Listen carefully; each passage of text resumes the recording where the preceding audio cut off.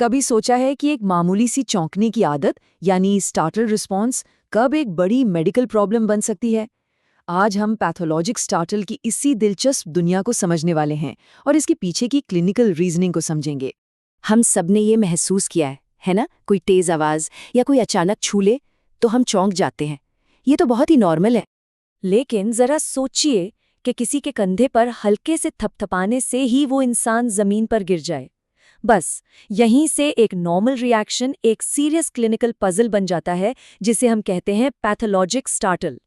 तो इस पूरे टॉपिक को हम कैसे समझेंगे? हम एक केस से शुरू करेंगे, फिर एक बहुत ज़रूरी क्लिनिकल सवाल पूछेंगे, डायग्नोसिस के क्या क्या ऑप्शन हो सकते हैं वो देखेंगे, फिर केस को सॉल्व करेंगे, कुछ सबसे ज़रूरी कॉन्सेप्ट्स पर फोकस करेंगे और आखिर में कुछ क्लिनिकल चैलेंजेस के साथ इसे पूरा करेंगे।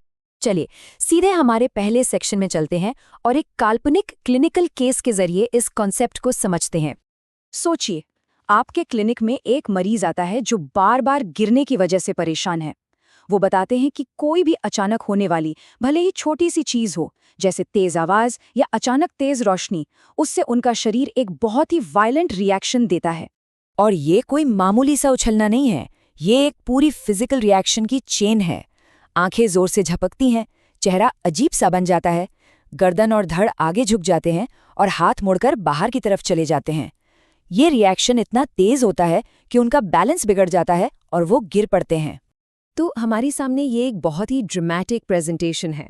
अब हम अपनी डायग्नोसिस प्रोसेस के सबसे ज़रूरी पॉइंट पर आते हैं, हमारा पहला क्लिनिकल सवाल। तो ये रहा वो $1 मिलियन सवाल जो हमारे पूरे अप्रोच को गाइड करेगा। जब मरीज चौंक नहीं रहा होता, उन स्टार्टल इवेंट्स के बीच के समय में हमें सबसे ज़रूरी चीज़ क्या देखनी चाहिए? वो एक कौन सी खासियत है जो हमें सही डायग्नोसिस तक ले जाएगी? और इसका जवाब है पर्सिस्टेंट ऑटोनॉमिक हाइपर एक्टिविटी। मतलब क्या मरीज इन घटनाओं के बीच भी लगातार एक बेचैनी, घबराहट या कांपने की हालत में रहता है? ये वो सबसे बड़ा क्लू है जो हमें तब भी मिलता है जब वो एक्टिवली चौंक नहीं रहे होते।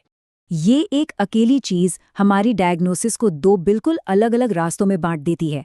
अगर ऑटोनॉमिक हाइपर एक्टिविटी है तो हम एक ऐसे मरीज को देख रहे हैं जो हर समय बेचैन और घबराया हुआ है, और अगर नहीं है तो मरीज इन घटनाओं के बीच बिल्कुल शांत और न्यूरोलॉजिकली नॉर्मल है।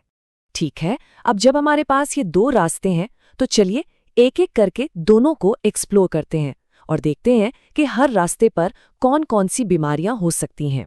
तो हमारे पहले रास्ते पर, जहां ऑटोनॉमिक हाइपर एक्टिविटी मौजूद है, हम उन कंडीशंस के बारे में सोचते हैं जो शरीर को एक तरह के हाई अलर्ट मोड में रखती हैं, जैसे कि PTSD, जनरलाइज्ड एंजाइटी डिसऑर्डर, शराब या नींद की गोलियों का विड्रॉल और कैफीन जैसे स्टिमुलेंट्स का ज़्यादा इस्तेमाल। अब आते हैं हमारे दूसरे रास्ते पर, जहां मरीज इन घटनाओं के बीच में बिल्कुल नॉर्मल है। यहाँ क्लिनिकल पिक्चर एकदम बदल जाता है। यहाँ हम हाइपर कम्प्लेक्सिया जैसी कंडीशंस के बारे में सोच रहे हैं जो जेनेटिक हो सकती हैं। हम ब्रेन स्टेम में कोई घाव जैसे स्ट्रोक या मल्टीपल स्क्लेरोसिस के बारे में भी सोच सकते हैं।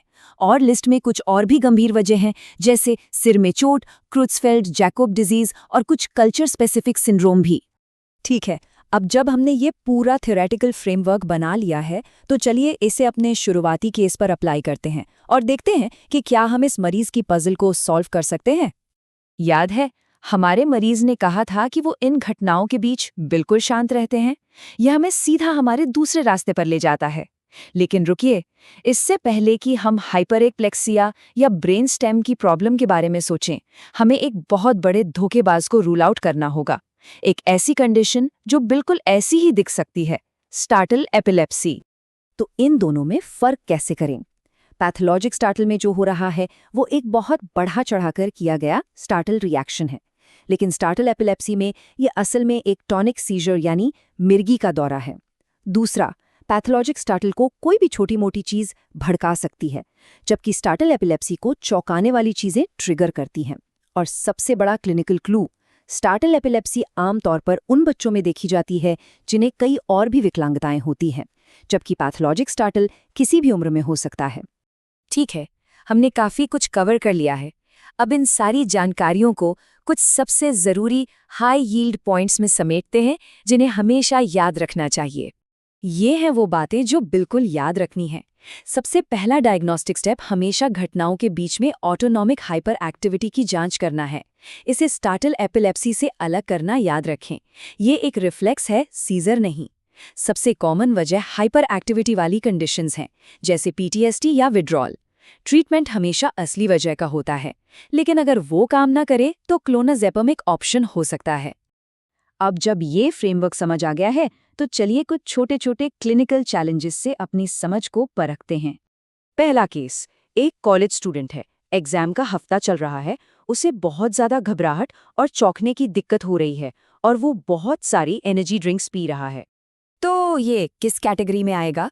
घबराहट और बहुत ज़्यादा कैफीन का इस्तेमाल।